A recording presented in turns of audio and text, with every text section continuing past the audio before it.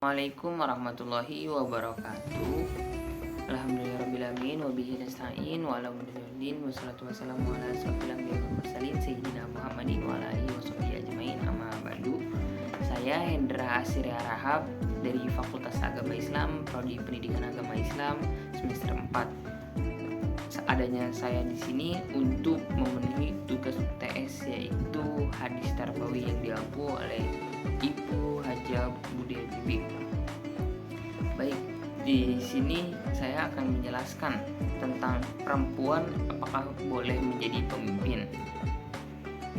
Nah, pengertian pemimpin. Pemimpin adalah individu yang memiliki superioritas tertentu sehingga memiliki wibawa dan kuasa atas tindakan orang lain untuk mencapai tujuan. Pemimpin juga dapat berarti atasan. Pemimpin adalah orang yang memimpin kelompok 2 orang atau lebih, baik organisasi maupun keluarga. Sedangkan kepemimpinan adalah kemampuan seorang pemimpin untuk mengendalikan, memimpin, mempengaruhi pikiran, perasaan, atau tingkah laku orang lain untuk mencapai tujuan yang telah ditentukan sebelumnya. Nah, jadi ada pemimpin, ada kepemimpinan. Kedua kategori ini berbeda ya teman-teman.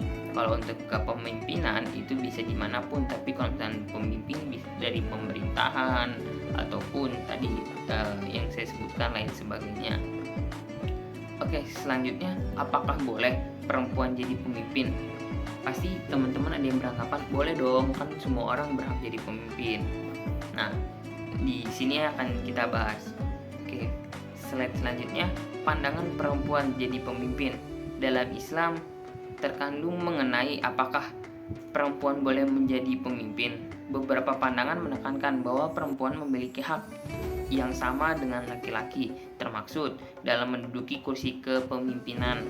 Namun, terdapat juga pandangan yang menolak perempuan sebagai pemimpin dengan mengutip ayat Al-Quran surat An-Nisa 34 sebagai dasar persetujuan tersebut.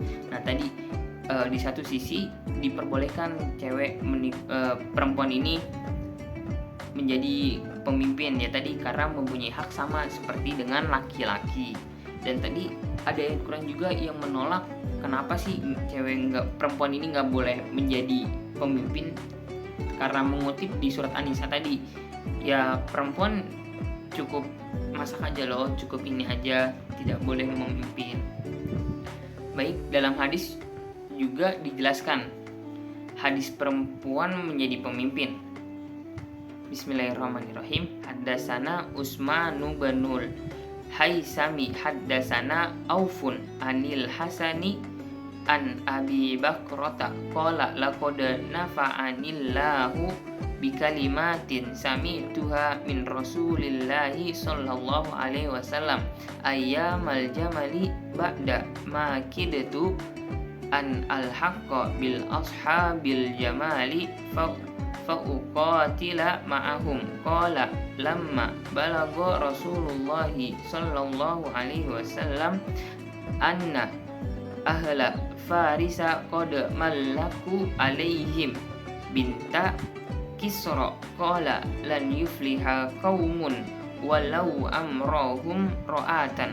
Artinya dari Utsman bin Haisam, dari Auf, dari Hasan, dari Abi Bakrah berkata, Allah memberikan manfaat kepadaku dengan sebuah kalimat yang kudengar dari Rasulullah Sallallahu Alaihi Wasallam pada hari menjelang perang Jamal setelah aku hampir membenarkan mereka Ashabul Jamal dan berperang bersama mereka ketika sampai kabar kepada Rasulullah Sallallahu Alaihi Wasallam bahwa bangsa Persia mengangkat putri Kisra sebagai pemimpin. Beliau bersabda, tidak akan beruntung suatu kaum yang menyerahkan urusan mereka kepada wanita. Hadis Al-Bukhari. Nah, jadi yang tadi saya sampaikan, hadis boleh nggak sih perempuan menjadi pemimpin? Selanjutnya ada sanad, matan, dan mukharij. Hadis ini diriwayatkan oleh Imam Bukhari, salah satunya dalam kitab Fitan, bagian pembahasan tentang konflik atau fitnah. Selain diriwayatkan dalam Sahih Al-Bukhari, hadis ini juga diriwayatkan dalam Musnad Ahmad bin Hanbal, Sunan At-Tirmizi, Musnad At-Tabrani, juga Sunan An-Nasai. Imam Al-Bukhari meriwayatkan hadis tersebut dari jalur Utsman bin Haisam yang bersambung sampai sahabat Abu Bakar yang bernama asli Nafi bin Al-Haris. Ada juga jalur periwayatan yang dimuat oleh Imam Ahmad bin Hanbal dari Muhammad bin Al-Musanna. Untuk redaksi matan hadis seperti ini mayoritas merujuk pada Abu Bakrah. Nah, adapun penjelasan hadis di atas secara status hadisnya sendiri, para ulama menyepakati bahwa ia berkualitas sahih karena salah satu konsekuensi hadis yang dihukumi sahih adalah ia dapat menjadi dasar hukum atau hujjah dalam syariat. Pada muhaddisin sudah menyepakati sahihnya, salah satunya karena telah memenuhi standar Imam Al-Bukhari. Imam At-Tirmizi juga menyebutnya hadis hasan sahih. Nah, gimana sih pandangan ulama terkait pemimpin perempuan? Pandangan ulama mengenai perempuan menjadi pemimpin dalam Islam memiliki variasi. Di sini ada dua. Pertama tentang ulama kontemporer dan ulama yang klasik.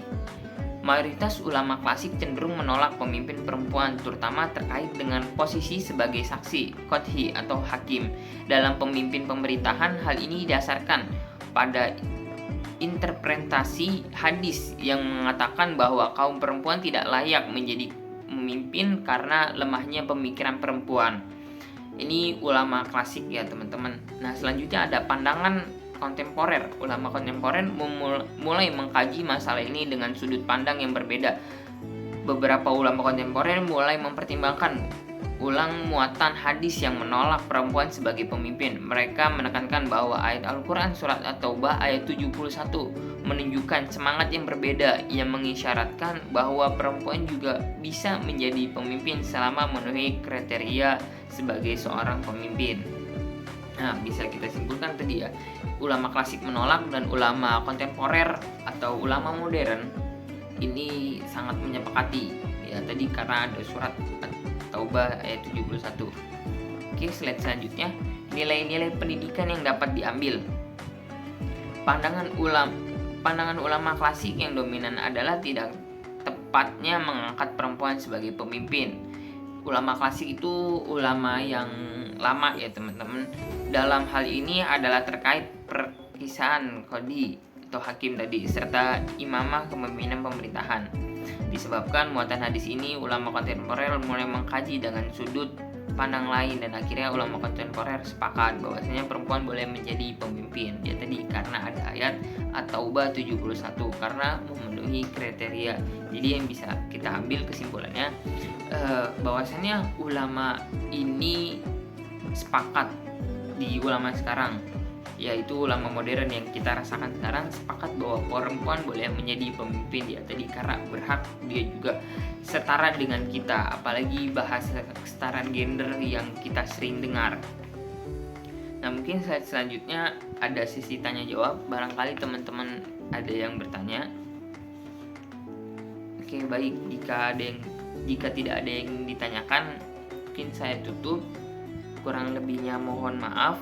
Wallahul muwaffiq ila aqwamit thoriq. Wassalamualaikum warahmatullahi wabarakatuh. Jazakumullahu khairan. Terima kasih.